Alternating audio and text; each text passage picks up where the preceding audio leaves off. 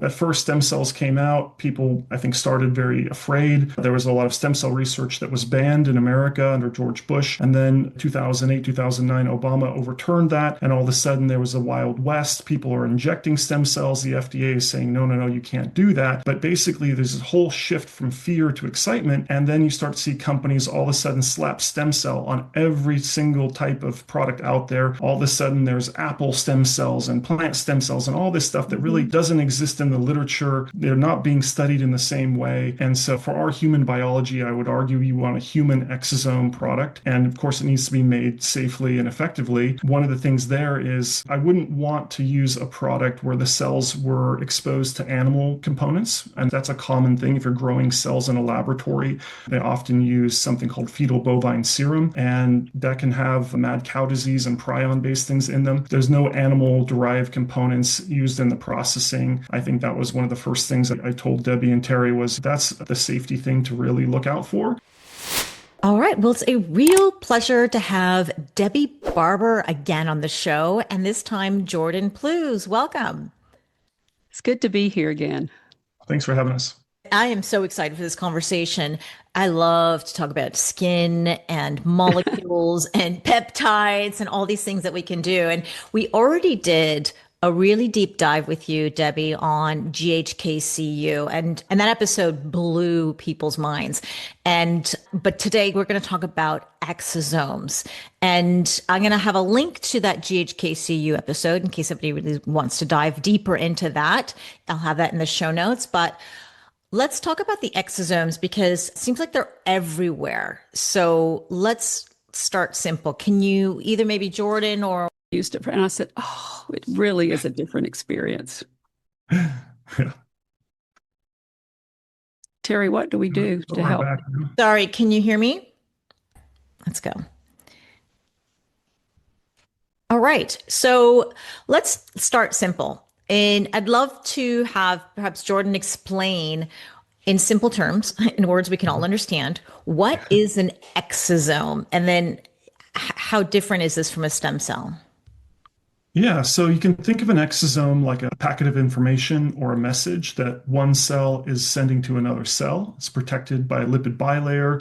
It's kind of like cellular mail, right? And so we want to capture the mail from this cell in transit. And so that kind of brings you to thinking, well, what cell do we want to steal the mail or the messages from and why, right? And that's really the kind of mindset here.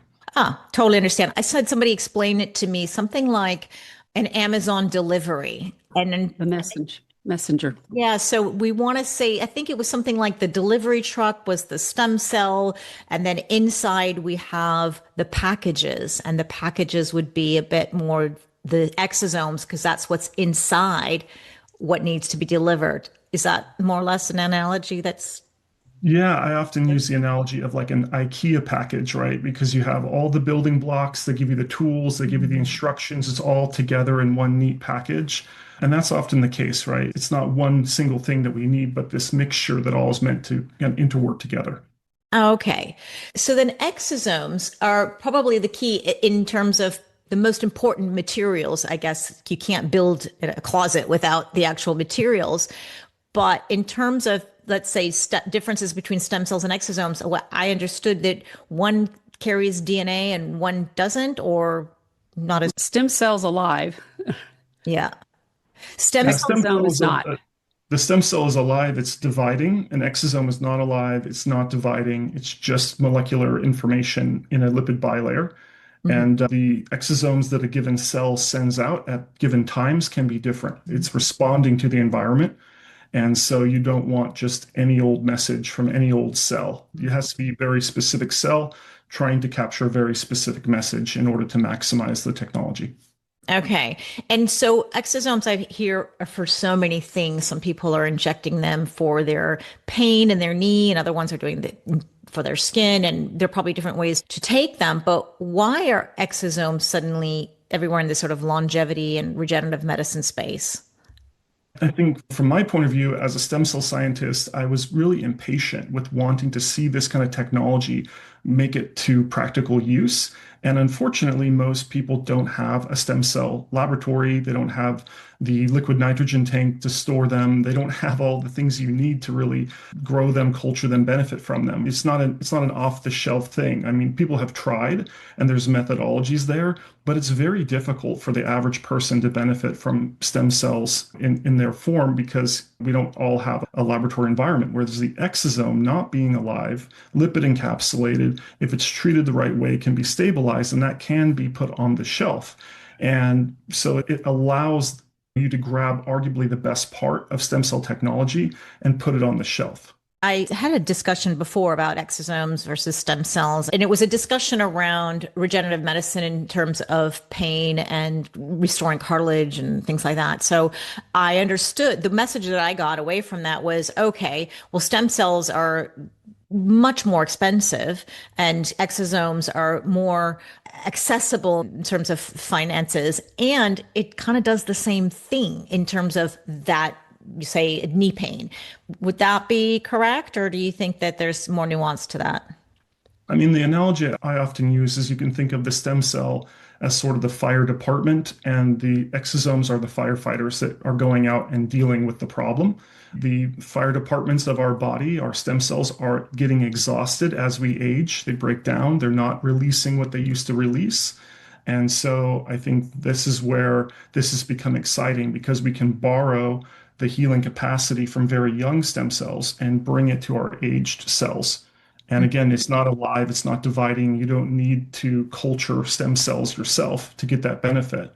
And while there's an argument, I think, to be had where people have tried to inject stem cells or inject the factory that's producing the exosomes, for most of us, there's a lot of legal limitations, regulatory limitations, there's safety concerns. This is much easier. And of course, we're still limited. Like there's nothing that's a legally approved injectable exosome in the United States. But certainly there's a lot that we can benefit here by grabbing these biomolecules from young stem cells. So tell us a little bit more about in terms of exosomes, where I've heard of the injections, but now we've got, are there other things like what serums and oral or how are people taking these exosomes? Yeah, I mean, all of the above exists. I've heard of all of it. At the end of the day, it really depends where you are in the world.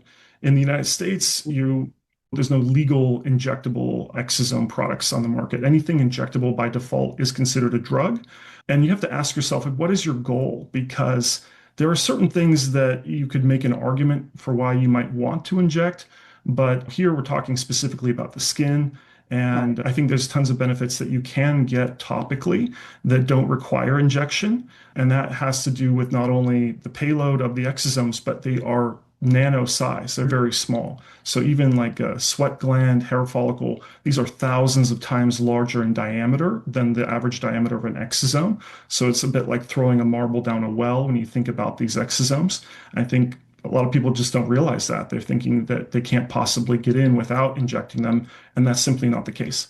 Oh, that's good to know because I don't like to inject and I want to get benefits for my skin. So how do we know then that if you're taking a topical exosome, then how do you know it's actually penetrating and doing something meaningful? Yeah, I think a lot of people imagine that this little spherical exosome is traveling through 10, 20 layers of skin and it's weaving its way through this Byzantine maze. And I'm not going to say that's impossible, but I would argue that what's more likely is that you need to get the exosome to a living cell where it's taken up through the cell wall and the instructions inside are read and interpreted. And so you might just get down a few layers to a live cell. That cell then reads the message and starts producing different biomolecules itself, right? So it can change what it is releasing to the area around it. So it may be that the top layer that gets the exosomes then releases messages to the layer below, and then to the layer below that, and below that, in a sort of a domino effect. So you get more of a gradient effect from the top down. It's not just going anywhere and everywhere. And there's kind of a couple different schools of thought around how stable these are, but you have to remember these are designed to travel around your body. They are meant to go from one cell to another, and our body being 98.6 degrees room temperature is not too hot for them. There are some things you need to do to stabilize them and make them better to absorb. But I think what we're doing here is taking a bit of a single dose of what the stem cell's producing every time you're applying topically, in the same way that you might take a pill every day or a multivitamin every day. Okay, so now I'm curious because that makes sense. You explained the exosomes are like these little messengers. They're like signaling molecules in some way, right? They send a signal. And actually, that makes sense. You put something topically. If something can penetrate deep enough to actually send a message like Chinese whispers, well, hopefully not Chinese, we want to get a clear message, but a very clear message to the other cells to do things. That's awesome. So then that makes me think, does vitamin C and retinols, do they do those things too? I would argue that a lot of the things that we put on our skin that are maybe advertised as benign are having perhaps more effects than are advertised. I think the reality is in the United States, we have cosmetic and we have drugs. And the minute you call something topical a drug, you start advertising it, marketing it as a drug, then it becomes a drug. It is treated as a drug.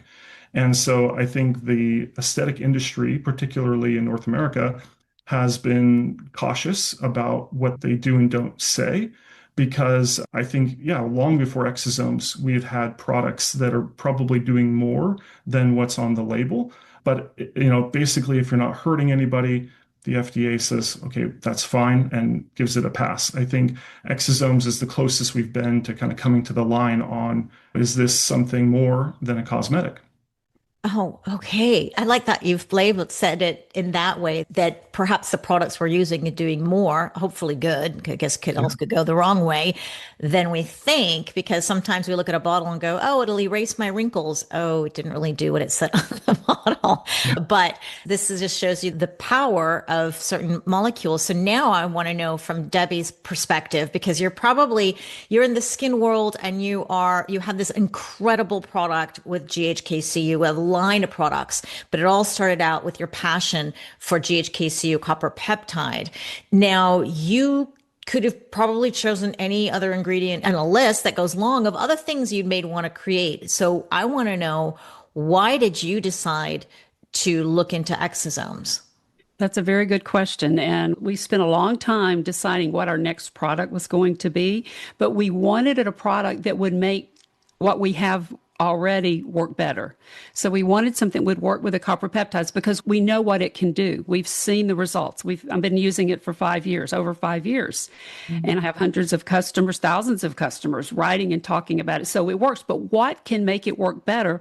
Or maybe if it's not working as well, is there a reason? And it comes down to people who are almost 70, like me. Your stem cells, as Jordan said, become exhausted. They're tired. They do not work the same way. So you may be sending that powerful message, that signal from GHKCU, but it may not be reading. And I mean, it can read it, but it cannot do what it did with the exhausted stem cell. And I feel that. I understand that there's so many things I have to do now because of the changes. So that is why we decided that exosomes were the absolute next product for our line. And they work so well together. We didn't want to just come up with something else. We wanted something that would make sense with the products that we've developed. Okay, everyone, like pause for a second, go to YouTube and check out Debbi's skin, because you're almost 70. It's unreal. And you're like the poster child of beautiful skin. And I just want to do whatever you're doing. That's why in our last episode, I was like, okay, let's fess up. Like, what else are you doing? I want to know everything that's going on in your day. But you mentioned it makes sense. So sometimes people, when whatever product they're using, some are going, yay, it's great. And some people, not so much. I have to say, with Vitali, I have not yet had a negative review or somebody come out to me and say, oh, I'm so glad to hear that. Yeah, I'm so glad to hear that. That means a lot. But I imagine just like in general, you say, well, how can I make this better or work or for other people who maybe haven't had as good as results? But I see your point too. As we're aging, our skin also changes. What worked for us before may not work so much anymore. Exactly. And this is where I think that you're going towards with the exosomes is right. to to create the terrain in order to take whatever it is that you're putting on your skin with Exactly. Exactly. better. Is that Just lighting up those tired stem. I'm imagining them going dark and then just lighting up because of the exosomes. Just try to visualize that. And it definitely I can tell you from personal experience because I had my surgery in November and I've not had any facials, I have done nothing to my face except use the copper peptides and the exosomes. on your back? Just by the way, people Yes. think you needed a facelift or something. You're saying this is not a surgery from the face. Oh, sorry. This was back surgery. No, this was back surgery. And so I have done nothing except use those products. That's it. I mean, I haven't even had a basic facial. Yeah. And they've saved me. Speaking of scars, okay, so when I first met you and started using your products, I started using them with the second hip surgery because I didn't Yes. have, but I was instructed by my surgeon, my regenerative medicine doctor, go get GHKCU. So I was so happy when I met you. I was like, I need this stuff. My doctor told me to get it. And so I had a chance to use the serum on one side of my hip. It was the second hip, whereas for 3 months, I wasn't using anything at all with the other one. And then when I reached the 3-month mark with the second hip of just using that, because then I started using them with both, but I had photos of those first 3 months and it was clear the difference between using a scar, same doctor, same scar, same place, Right. same body, more or less, same time. And you could see the difference. So I have these photos. I'll have to, if I can remember to tell my editor to just put them up here on the video of YouTube so that you can see the difference. One is much more smooth. The other one is more rough. One is darker. One is lighter. And so now they're both almost the same now because I now use them together. And so I have to say, anyone who's got scars or having surgery or anything like this stuff is so good. And I've known enough people who have used Vitali GHKCU and say the same thing because in our episode, we also talked about not all GHKCU serums are created equal and they don't have the same potency. So again, you got to go back and listen to Correct. Absolutely. Right? Absolutely. Yeah. You want to have enough to work. So many, you can tell the color is not even blue. Yeah. Light blue. I mean, it needs to be that beautiful dark blue. Yeah. And look at the label that it has 2% or 3%, not 0.1 or not 0.5, not 1. Like go and get the 2 or 3. So now I'm wondering with the exosomes, then the terrain is going to be different. If I were to use the exosomes and the GHKCU, what do you think people would notice or what I would have noticed? And I'm going to turn this to Jordan, but what I've noticed, because once I have been using the exosomes now, the Vita for about 5 months from the samples from the lab. I mean, this just came in last week, so we've only had this a week. But what I noticed is that there was a plumpness to my skin. I mean, I had so many benefits from the GHKCU, but I don't think it got to do as much as it could because of my age and stress. It's not just age. There's a lot of stress, there's medications, there's a lot of things that affect the health and the vitality of your stem cells. And so if you know who you are, if you need that kind of help, this would work with almost anything that you're using. But I found that I definitely felt smoother, more plump skin. I mean, I feel it and it's better. So I think it enhances it. I need them both. I wouldn't do without my copper peptides because they have very specific things. And Jordan, do you have more to say about, because Jordan, one of the things I loved about Jordan, and I'll just say this, when we were looking for someone to be our advisor, scientific advisor, he had been using copper peptides in all of the formulas he had worked on. He loved copper peptides. I thought, okay, we can talk. We've got it. Oh, yeah. Wait, how did you find each other? Just out of curiosity. We were really blessed. We were fortunate that one of our best customers knew that we were interested in exosomes and that we needed a scientist, a researcher, and not just like a cosmetic chemist. We needed higher power. And they introduced us to Jordan and we had these conversations and it was like, this is meant to be. And it has been great because he didn't cut corners in advising what we needed to do. It was hard, it was long, it's been a big investment. But then when I see the final product, I'm so proud. I'm so proud. I could not imagine a better next product. Oh, I love Yeah, that. and yeah, I'll give you a little short anecdote, which is I over 10 years ago, I had a friend who had a cancer affecting her lymph system, and they removed a lymph node from her neck. And she was worried about having this long scar here. And this is long before I had developed anything in terms of a stem cell topical. And so I did research and dug into the work of Lauren Pickhart, who's really behind all the GHA copper research. And I thought this looks really promising and was able to get a topical for her. And she has no scar today. And I saw how beautifully that worked. And it really took me down a path. But of course, GHA copper is signaling to our cells, it's prompting tissue remodeling, it's supporting so many things. We know it hits about 4,000 different genes. But then, as Debbie mentioned, if those stem cells are exhausted, then they're not producing what they used to. That signal's not going to work as well. So what's more effective? How do we bring that young stem cell message back? Well, you got to go and find and use young stem cells and basically borrow the healing capacity and apply it to aged skin. And that's effectively what we're doing. And I'll borrow it any day. I love borrowing those young stem. Wait, let's talk about young stem cells and what that really means. Because then now the question is, where are you getting your exosomes from? And I guess it's from the young stem cells. And just explain what that is. Yeah, I actually I've grown all different kinds of stem cells from different sources. Initially, I was using adipose tissue because people are getting liposuction done every day and you could get a hold of fat very easily. But of course, people who are doing liposuction are not necessarily the healthiest or the youngest, right? Same with bone marrow. Whereas a lot of folks are saving the umbilical cord and a lot of folks are not. They're throwing it away, right? And so inside the umbilical cord is something called Wharton's jelly, and you can isolate some mesenchymal stem cells from that and in an ethical way and an almost surgical way that's pretty pristine. And so that's the cell source of choice, in my opinion. It's something that has got no age to it, right? So if you're looking at a mesenchymal stem cell source, you want the youngest possible that's pristine and hasn't had any environmental impacts. Of course, it has to be tested to be free of all kind of communicable diseases, and there's multiple tests throughout to make sure there's no microbial contamination, things like that.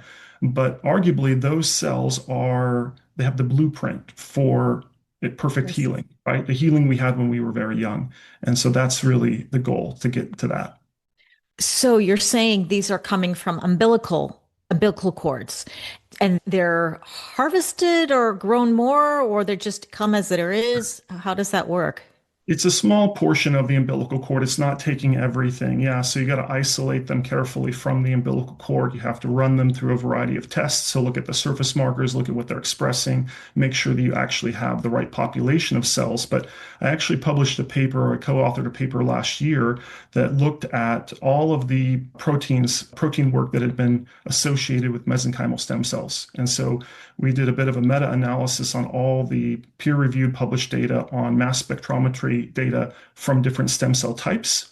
And we showed that there was a lot of overlap, as you would expect, between an umbilical mesenchymal stem cell, a bone marrow source, an adipose source. But in the umbilical arm, there is a couple thousand proteins that were unique to the umbilical versus adipose and bone marrow. And we believe that it's in that bucket that the difference lies, right? And so we experience it as aging, but the reality is it's a shift over time in gene expression. Okay, I would agree with you 100%. The umbilical cord is the youngest stem cells. And if you were to take it out of the fat tissue of somebody who's unhealthy and inflamed, right? We know inflammation and fat cells go together. Yeah, we don't really want that. And we understand also that if you were to do, say, a stem cell injections, you don't want older aged cells. You want the youngest that you can possibly get. And so getting it from the umbilical cord makes perfect sense. I guess you can't get younger than that, right? It's the point zero, the zero start.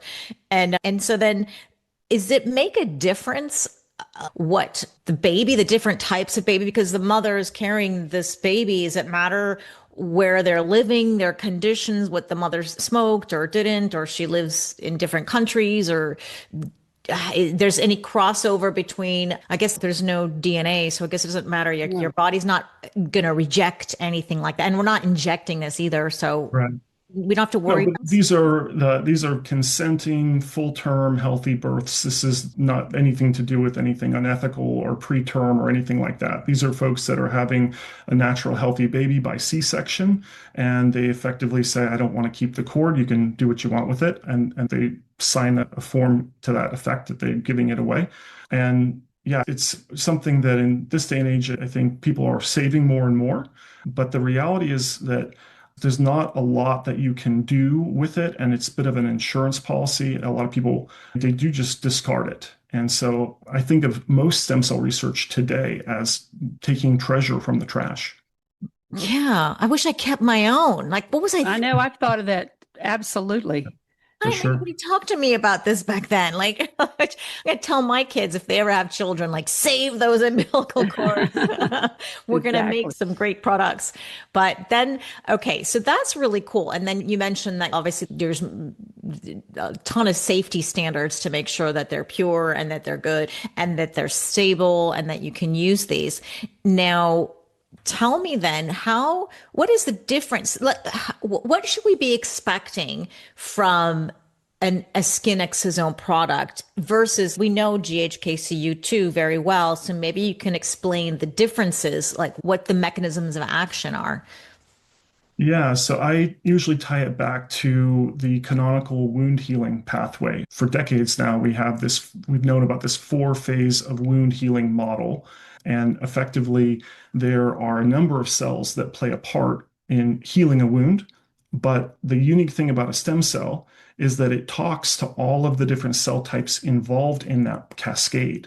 And so I think about it a bit like a conductor of an orchestra, right? You can grab the individual players in the orchestra and get them all together, or you can just get the conductor and control all of them through one source. And that's effectively part of the power of stem cells. So then let's talk about just the product in general in terms of Vita versus the GHKCU copper peptide. So what can we expect with the copper peptide, for example, and then how does it differ from the Vita? Is it because if somebody said, "Oh, I just want to take one," could Yeah. they just choose the skin exosome and They later? could. They would get more benefit if they use both, but they could. And again, it depends on what they're trying to accomplish. I think if you have a scar or a wound or a procedure, you're much better off having both. I think for just daily, Jordan, you can Yeah. answer. We have some copper peptide in this product.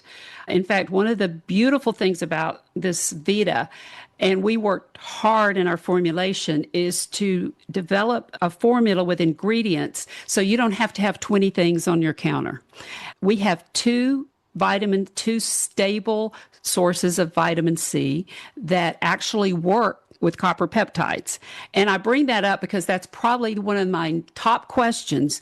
How can I use my vitamin C with your GHKCU?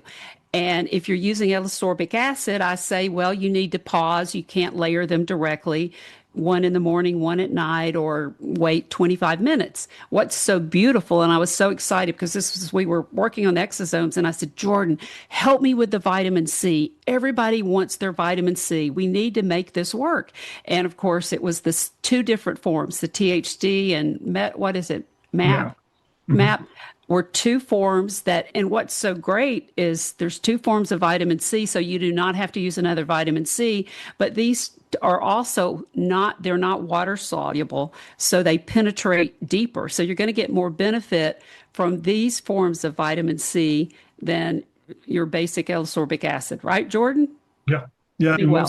most of the actives that are out there, they oxidize, right, when they're exposed to the air. So if you're using something that looks really scientific in a dropper bottle, the bad news is every time you open that dropper bottle, you're introducing more oxygen and more oxidation. And this is part of the reason we've got a double wall airless pump, because most of the Yeah. good things are you don't want air to get in there, right?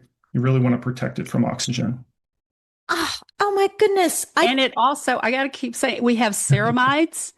Oh, And I mean, we have so many wonderful ingredients, and that's why we invest. This is an investment. We know this product is an investment, yeah. but you are getting your money's worth when you Yeah. look at what is in this product. I Okay. know it's exciting. Wait, I didn't know that. Sorry, I didn't know this. Okay, because I have a bottle that your sample Yours is bottle that right. that just I got to at least get a feel for, but I had no idea that Yes, I can get rid of my vitamin C, or at least I can absolutely. buy it again because I've been doing that. Certainly. So now, You can get a better version that will do more and you don't. oh, no.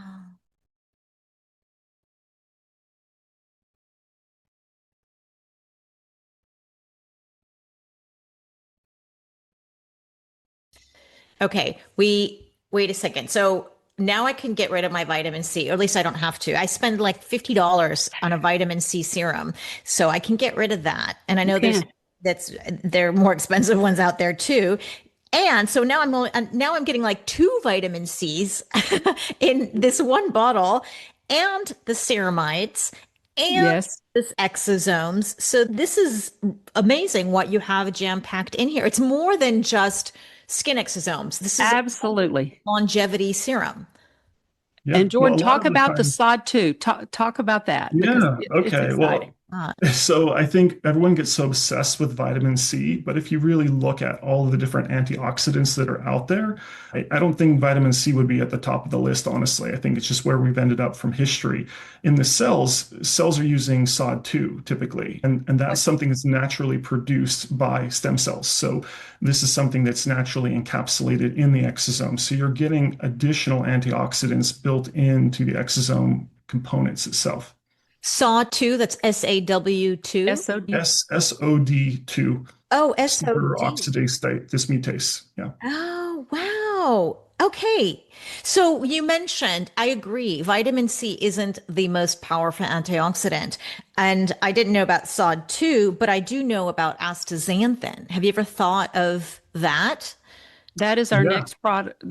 I'm sorry, I'm jumping in, but that is our sunscreen. That is our SPF sun protection dream next product.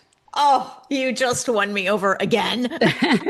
Here I am thinking, yeah, this is amazing. Okay, because that is another, I don't know why we're all still stuck on vitamin C when we have some other powerful things like SOD2, or now we have the astaxanthin. So this is really amazing. I didn't realize that you had all of these things. So you got the ceramides, the two different vitamin C's in there, the SOD2, and Glutathione.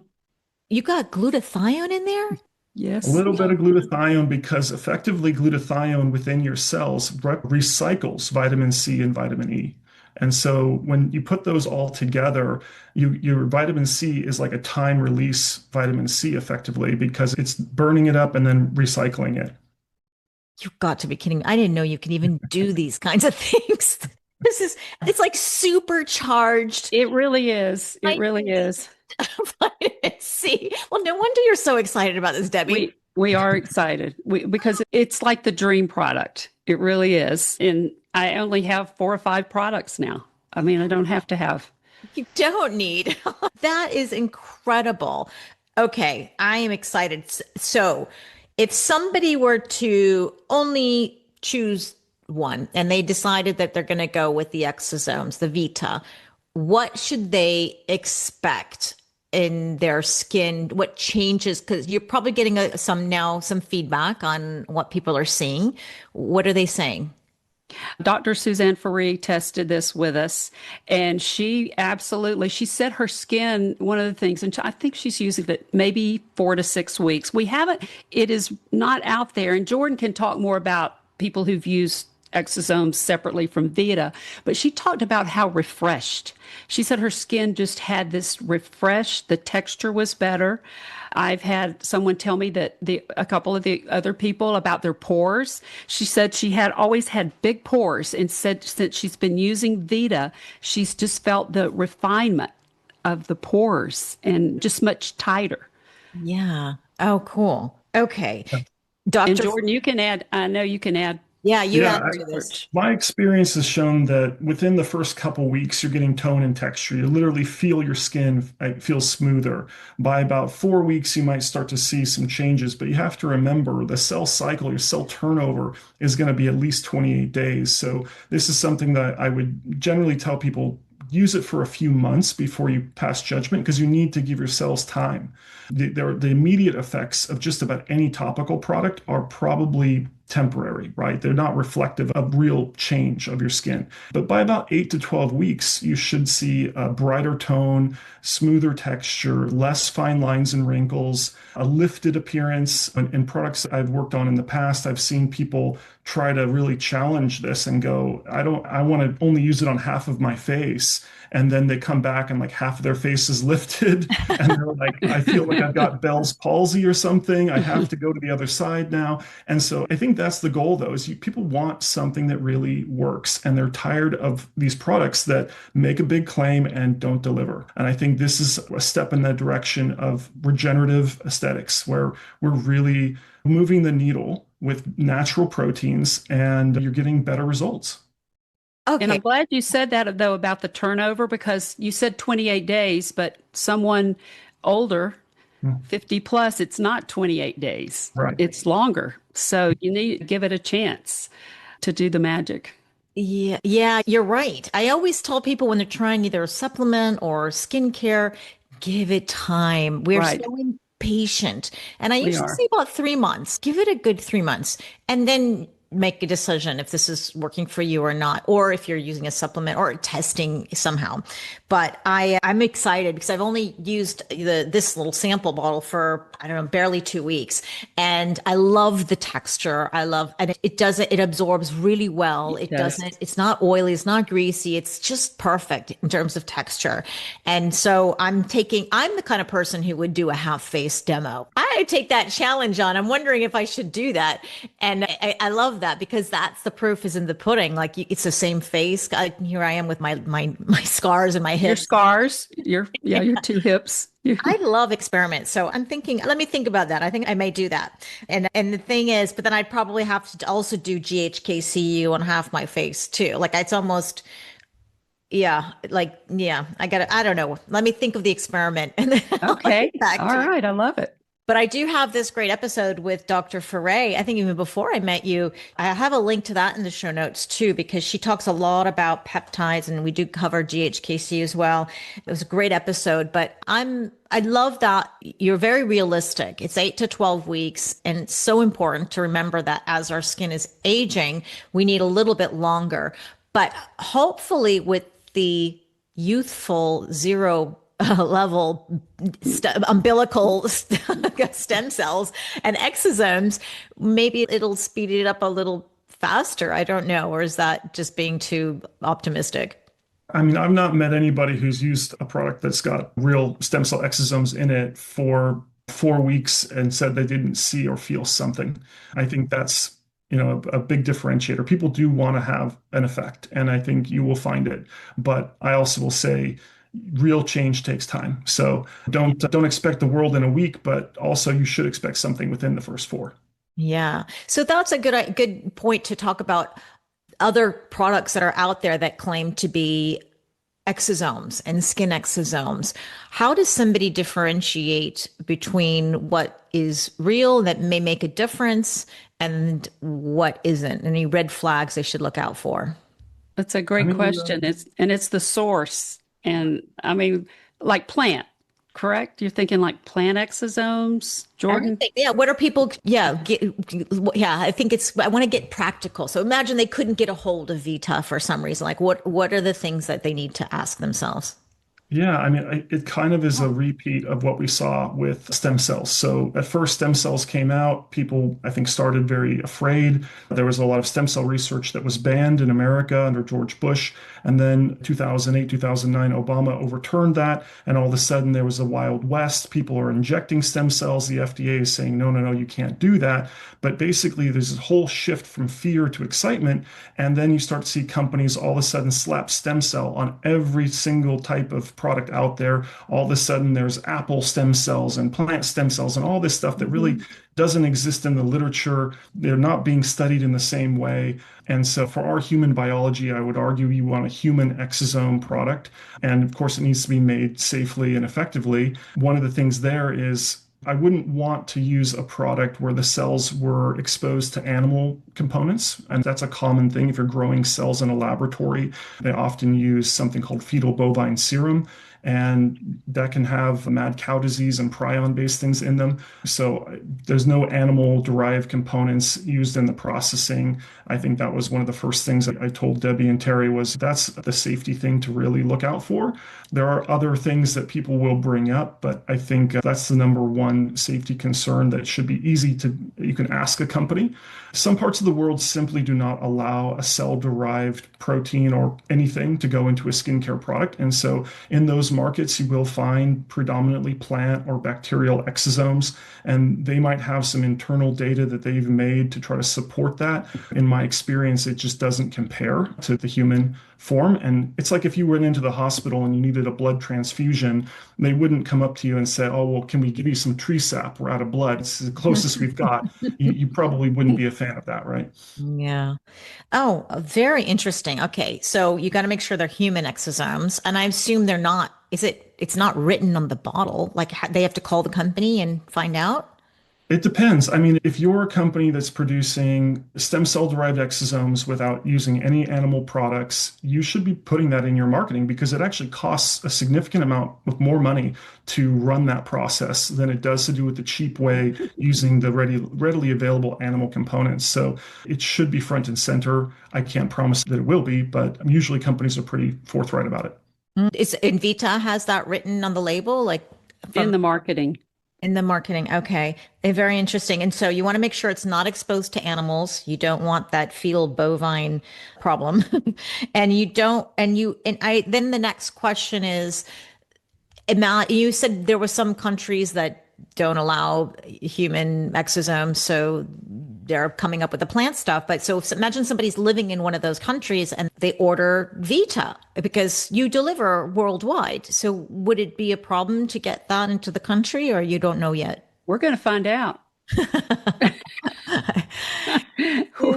This is a big question. Yeah. Okay. Well, anybody's listening now, because my listeners are all over the world. Most of them are in the US, but we do have other people around. So keep us posted. I want to know. We have had orders, Yeah. and so far I have not heard that they they got rejected. I can say that, but. And I do have to say, when your deliveries come in quickly, it doesn't take long to get them. At least for me in Spain or Portugal, you've delivered to me there, and customer service, of course, is top notch. Never a problem with that. And I do get feedback on people who are very happy with that. It's not just me. But what else should be a red flag for somebody if they're out there looking for skin exosomes or exosomes for skincare? Anything else in the bottle or the way the bottle looks, or I think most of the industry started from a place where they were selling injectable exosomes, and then it's moved into skincare from there. Various regulatory issues said you can't do that. I do still see a lot of folks selling them direct to consumer in what looks like a vial that would require a needle. I'd just be cautious about that. These have been specifically designed as a topical, and that's where we know that they are efficacious and that there's not issues with regulatory. I'd look at whether they are using, what's the cell source, or is there any animal components involved? Do they have clinical data? Do they have any data they can show to back it? I mean, there's now tens of thousands of peer-reviewed published articles on stem cell exosomes and their relationship to skin and how they improve, but you should be able to get some solid data from the company. Typically, the company should have somebody on staff that is a legitimate scientist that has a background in this type of work. I see a lot that are they're taking somebody else's stuff, often from another country. They're putting their label on it and they're selling it to you and they're telling you whatever they need to get you to buy it. I think there's a bit of danger there, right? Because even the people selling it to you don't really know what's going on in a laboratory or who's running it. And there should be a pretty direct connection there. You should be able to get that information. Yeah. Okay. And you mentioned something about the bottle. It shouldn't be transparent or something, right?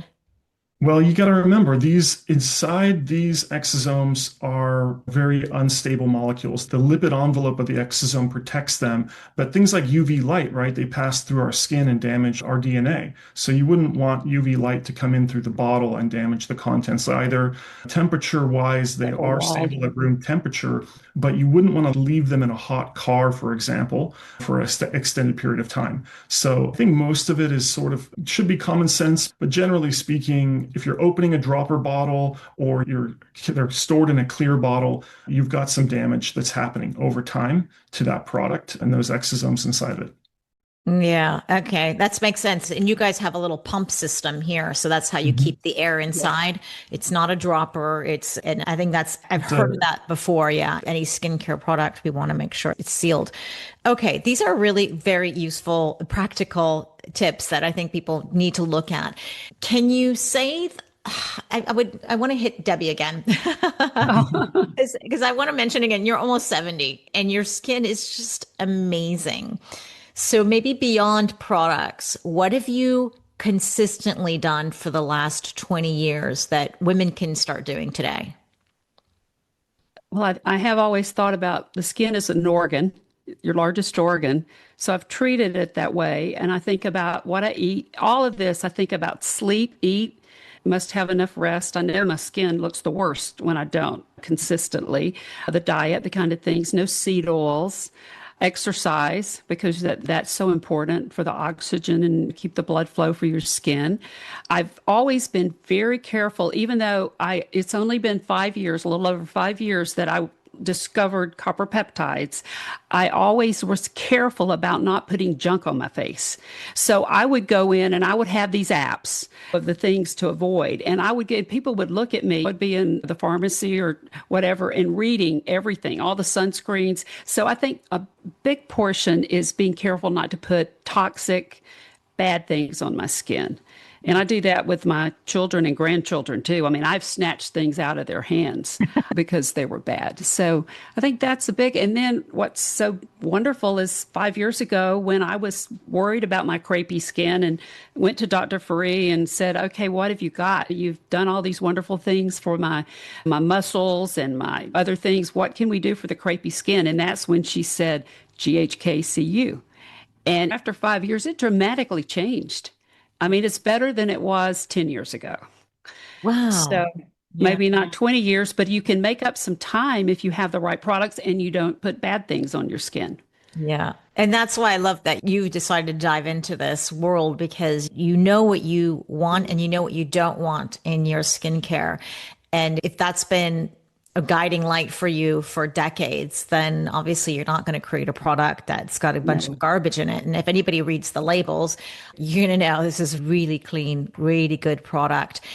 I'm wondering though, also about HRT. I think I asked you this last time. You're Yes. also on hormone therapy Yes, now? absolutely. I've been on that since my 50s. Okay. Interesting. So these are great tips. And I also wanted to, what about devices? Have you ever used or do you like to use any kind of at home devices?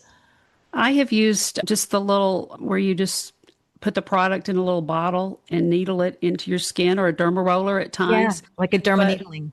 dermaneedling, but I really do not use. I am testing out a Juvasonic now, which is it's a new product that I've only used one time. Terry, my husband, has used it, and his hair is so much thicker. He's using it with both the copper peptides and the Vita exosomes, and I've got a before and after of his hair, and it's a device. And Jordan, you can explain this device. I just use it. It Yeah, it's sends. using sonic waves to vibrate a tip that opens up the channels in your skin and scalp temporarily and allows for better flow of topicals. So it's a pretty flexible device. You can put just about anything in this little vial that it comes with.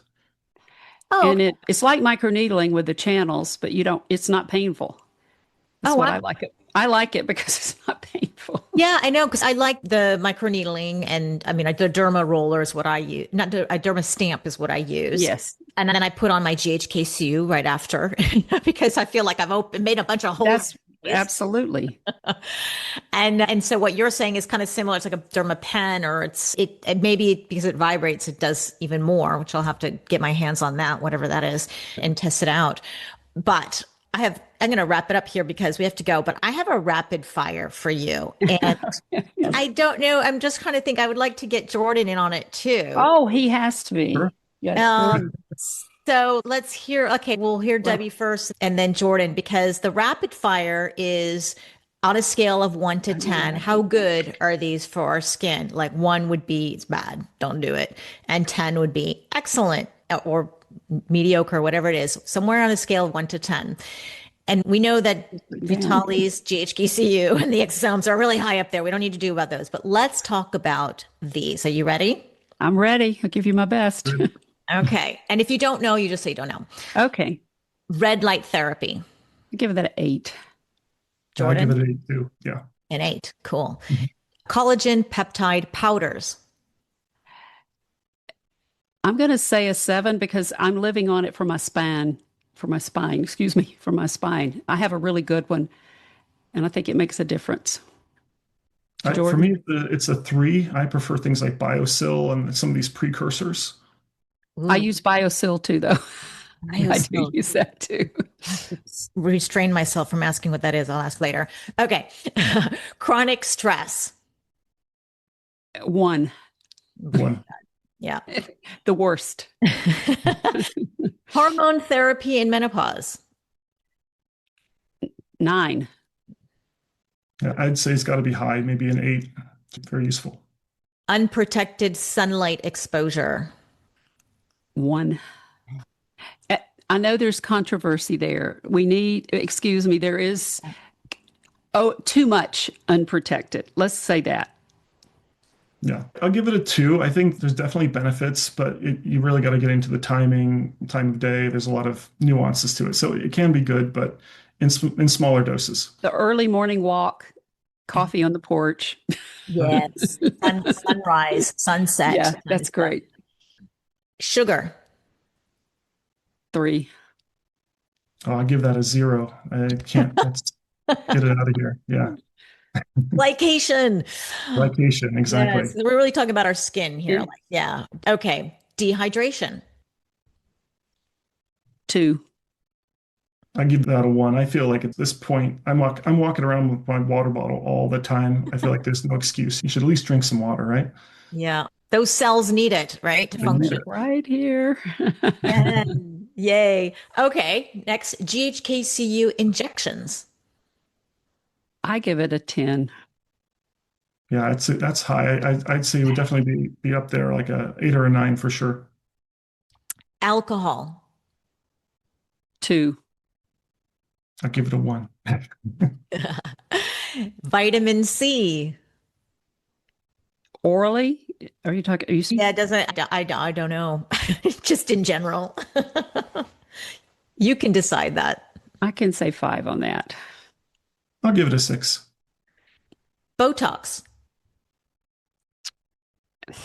That's really tough. As for immediate results for your skin, it's probably a 7, but for long-term health of your skin, it's a 1. No, I'll give it a 5. Okay, that's Exercise. 10. 10 for sure. 10. Good for the skin, huh? Blood flow, yeah. All right. Okay. Retinols. 4. I'll give it a 6. Got a place. Yeah. Lasers. Like laser. Jordan, you answer that. I'll say 7. I think it really depends on the type of laser, but there's some great lasers out there that do some really cool stuff that otherwise would take a lot of time or alternatives to get to the same result. So I think they have their place for sure. Microneedling. 8. 8. And the last one is face yoga. 3. I'll give it a 5. I think there's some interesting gauchois things out there that if you're diligent, it makes some sense to me, but it's not going to replace your skincare routine. That's Oh, I love it. Well, I think we have to wrap up. I could be with you forever digging into exosomes and skincare and all this. I'm so happy that we're so aligned, that I found you, that I found this amazing company, this amazing product, and now products that I can share. And I now have over a year under my belt with not only my own experience, but I get feedback. And that to me is the most important, because I don't care if it just works for me, then it doesn't work for everybody else. Like, who cares?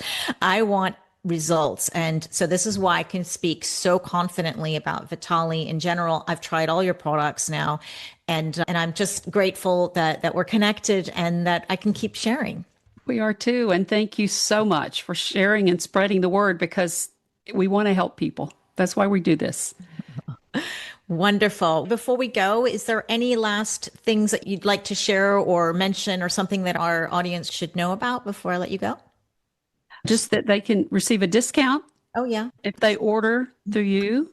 And what is this? Zora. The It's code just is Zora. It's Zora. easy. Yes, This is easy. yeah. They use code Zora when they check out. They receive 20%. Which And is the other thing that I'd love to, if there's any questions, I'd love this. Debbi at vitaliskincare.com, Debbi with an I.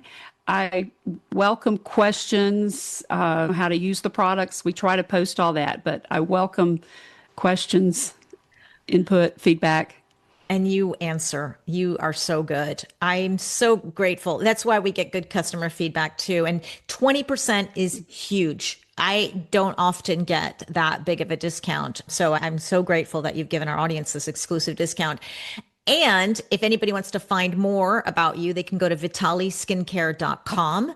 It's VITLI skincare.com. And you also have an Instagram, Vitali Skincare, as well. I'll have a link to your email, and I guess that's all. And Jordan, Jordan, give them your information. Yes. Jordan No, you has can written find several me. papers. Yeah. Oh, Yeah. yeah.